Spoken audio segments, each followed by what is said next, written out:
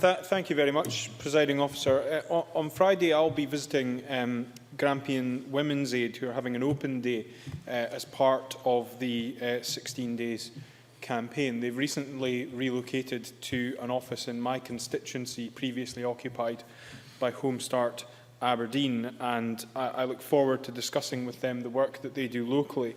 Ahead of today's debate, they've advised me that they are currently working with 390 women and 250 children.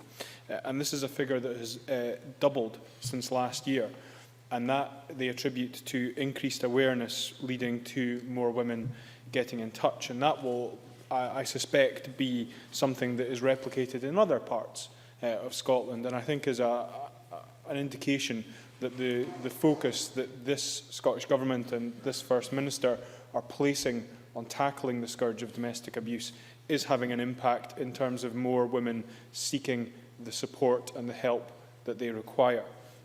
But there are still barriers in the way of those women being able to make that contact. It's noted by Grampian Women's Aid that a high percentage of women approaching the service don't have recourse to public funds. Welfare reform has had a big impact on women who have experienced domestic abuse. Women experiencing domestic abuse face considerable barriers trying to leave an abusive partner. That includes financial abuse. They're denied access to independent income, are prevented from working, and are encumbered with debt. So access to financial support provided by the social security system is crucial in supporting women to be able to leave an abuser. But the cumulative impact of reforms to the welfare system have acted to reduce many women's financial autonomy, resulting in insecurity for them and for their children. And one of the other things that we have to consider as well is that very often the woman and her children are forced to leave the security in terms of the home environment, although obviously it's not secure in the sense that abuse is taking place, but they no longer have a fixed abode and often find themselves having to rely on homelessness services in order to find somewhere else to stay, and very often that can be a very difficult period for them as well. I welcome the introduction of Clare's Law, both in terms of the piloting of it, which took place in Aberdeen and also in Ayrshire, but now its rollout across Scotland. And the evidence, the clear evidence from the pilot projects was that this was an extremely important change to the law in supporting and protecting women who were at risk of domestic abuse from partners who had a history of abuse.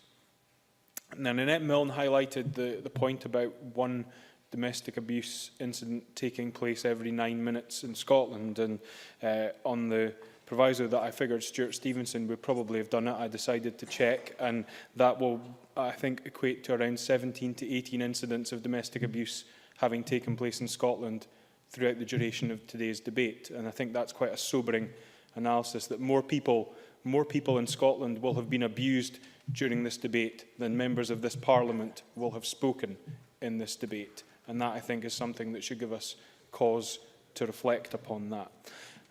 And I speak in this debate, Presiding Officer, as a father of a young daughter. And I look at the world that we are creating and the world that we currently occupy and what lies ahead for my daughter and what I want to see change. And I look at the fact that we have newspapers and magazines on the shelves of our newsagents, which on the one hand will lambast the appearance of an individual, of a female, saying how they are carrying too much weight and how they've let their figure go.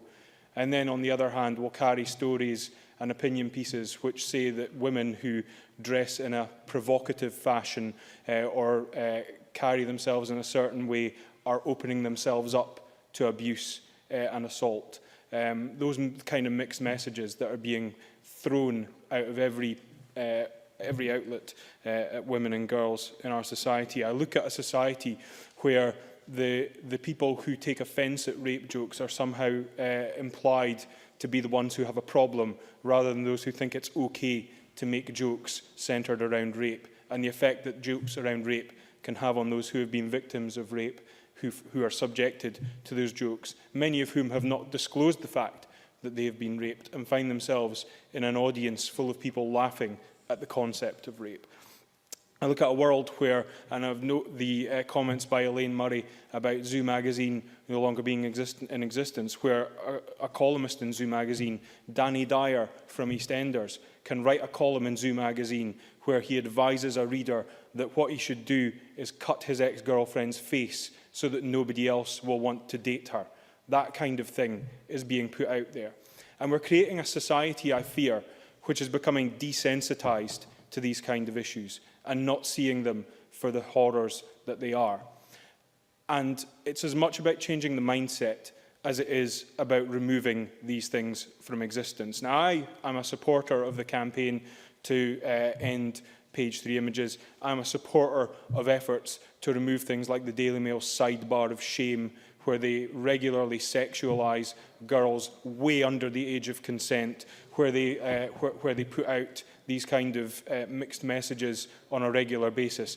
I'm a supporter of removing these kind of jokes from regular use in comedy acts, television shows. I'm a supporter of removing the idea that we should idolise singers and artists who objectify women in their lyrics. But the point is this, is that will always find a home as long as there are people who think that way. It will always find a place and an audience if there are people who think that way. So until such time as we tackle both things, both the subjection of these images to people in society, but also the attitudes that pervade in society that assume that this is acceptable, until we tackle those things head on at the same time, we will not be able, I think, to really get to the heart of this. I welcome the approach that is being taken to legislate in these areas, but it is as much about us taking a stance against those who do and say the things that we rightly should object to that will be just as important in the fight to prevent violence against women from continuing to occur.